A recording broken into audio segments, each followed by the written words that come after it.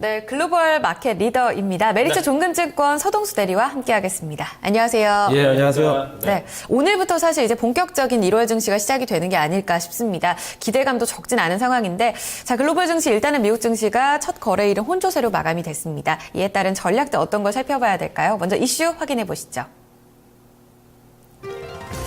네, 첫 번째 이슈는 2015년 주목해야 할 세 가지 지표입니다.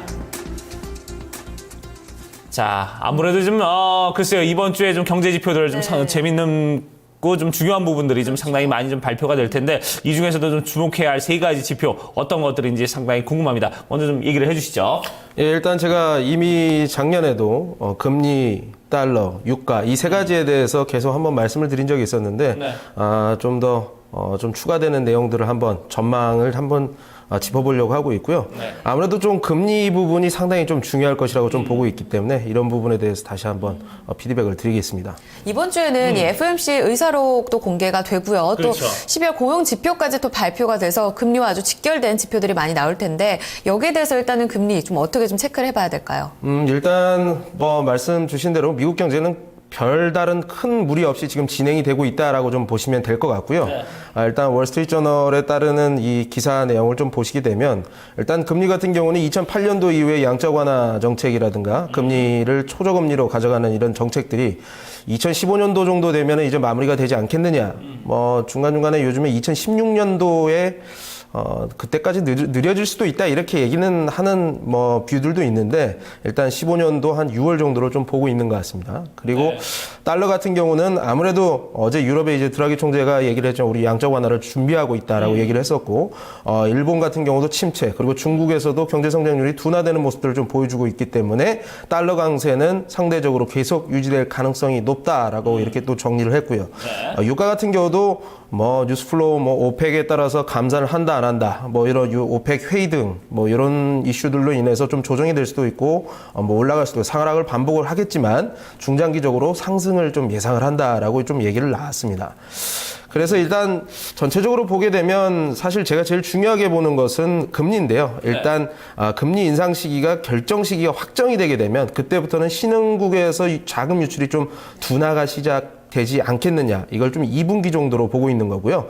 그림을 보시면 아시겠지만 우리 FOMC 회의가 1월, 3월, 4월, 그래서 한 커플 오브 타임 2번 정도 지나고 나서 4월 정도에 본격적으로 논의가 되게 되면 6월 정도에 오를 수도 있다. 미국에서 저 FOMC 위원이 인터뷰를 하면서 상반기에 할 수도 있다라는 내용을 좀 인터뷰가 나왔었는데, 어쨌든 이 결정이 되는 시기에 코스피 연중이 저점이 가능하지 않겠느냐, 저는 이렇게 판단을 하고 있고요.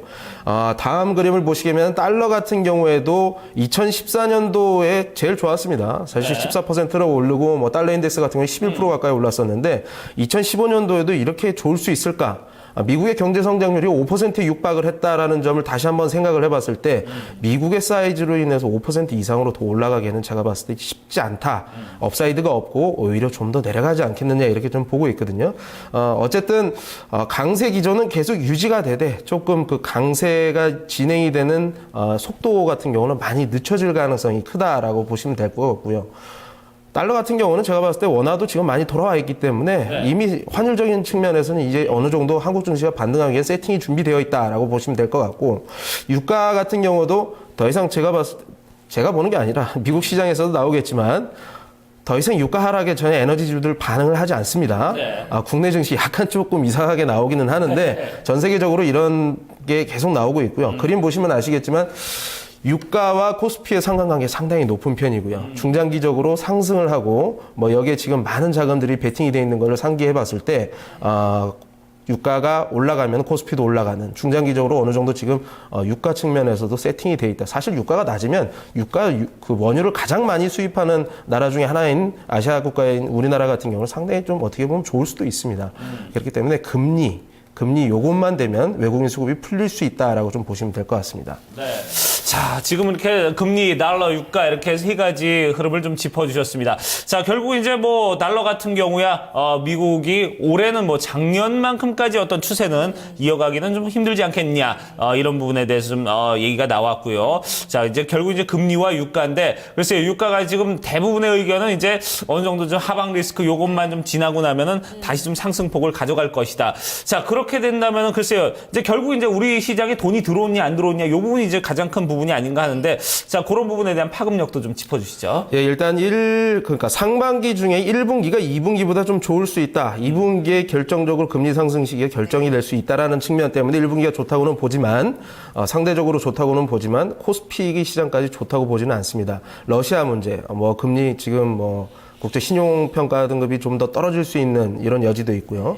그리스 이제 조기 총선이 마감이 되고 시리자가 분명히 대선의 총선을 점령을 할 것으로 좀 보여지고요. 그리고 북한 같은 경우에도 최근에 뭐 미국과의 대립각을 세우고 있기 때문에 이런 것들이 코스피 시장의 수급에는 좋지는 않을 것이다. 코스닥을 트레이딩 관점으로 접근할 필요가 있다. 1분기 내에서만. 아니면 시장을 피하는 방법은 해외 쪽으로 타이갑성차이나 에이레버리지라든가 아니면 시장을 벗겨날 수 있는 NC소프트, 다음카카오, 게임빌 이런 코스닥 중심주 내지는 게임 산업의 중심을 좀 가져가야 된다라고 정리를 드리겠습니다. 네. 여기서 찾은 전략으로 살펴본다면 2015년에도 이어질 이 세 가지 테마에 있어서는 중국 증시는 조금 다르게 움직이는 면이 있기 때문에 여기서 투자 아이디어를 얻거나 혹은 코스피보다는 조금 더 선전할 수 있는 이 코스닥 쪽으로 한번 전략을 돌려보시는 게 어떨까 싶습니다. 첫 번째 이슈에 대한 전략 살펴봤고요. 이어서 두 번째 이슈로 넘어가겠습니다. 네, 미국의 북한 제재입니다. 미국이 김정은 암살을 다룬 소니 픽처스의 영화죠. 인터뷰가 촉발한 해킹 파문 그 배우로 북한을 지목하고 있는 상황이죠. 여기에 더불어서 2일 날 또 소식을 보니까 오바마 대통령이 그 추가 제재에 대한 어떤 그 행정명령을 서명했다. 이런 소식이 좀 전해지고 있습니다. 좀 심각하게 보고 계신가요? 사실 이거는 이제 그 해묵은 악재가 아니라 어떻게 보면 최근 들어서 미국의 첫 번째 공식적인 북한 제재라는 측면이 상당히 좀 의미가 있다라고 좀 보시면 될 것 같고요. 좀 유치하기는 한데 우리가 분명히 한번 짚고 넘어가야 되는 문제는 확실한 것 같습니다. 네. 그러면 일단은 뭐 외신에서도 어떻게 좀 심각하게 보고 있는지가 궁금해요. 반응이 좀 어떤가요?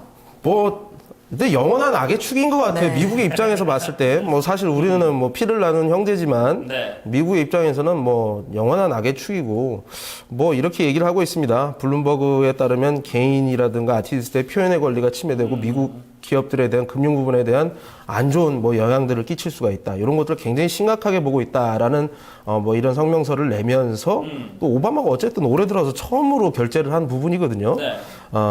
북한 경찰총국 비롯해서 3개 회사 10명의 개인에 대해서 제재를 가는데 네. 전방 이전 제재로 뭐 송금, 무기 거래, 마약 거래, 뭐 돈 세탁, 그리고 뭐 럭셔리 재화들 이런 것들 뭐 강력하게 제재를 하겠다는 이런 의지를 좀 기사를 통해서 좀 보여줬습니다. 네. 자, 결국은 이제 북한의 어떤 돈줄을 좀 다시 또 막겠다 이런 얘기인데, 자, 이렇게 되면은 글쎄요, 이제 북한의 어떤 행동이 좀 상당히 좀 어떻게 될지 이제 궁금해지는 부분인데, 분명히 이제 좀 물론 이제 이건 정치적인 부분입니다만, 그 김정은이 얼마 전에 이제 좀 그 신년사 발표를 하면서 뭐 우리와 이제 정상회담도 뭐 고려를 하고 있다. 그러면서도 또 뭐 통일에 대한 언급도 좀 어느 정도 좀 있었고, 지금 이런 부분에서 좀 분명히 좀 핀치에 좀 몰렸다 이런 생각이 드는데, 자, 그러면은 좀 더 위기감이 좀 더 촉발이 또 될 거고요. 그러면 또 이게 어떻게 보면 이제 우리 증시에도 또 리스크로 또 작용되지 않을까, 이런 부분에 대한 걱정도 좀 있긴 있습니다. 네, 맞습니다. 이게 뭐 옳고 그르다는 뭐 할 게 아니에요. 외신에서도 사실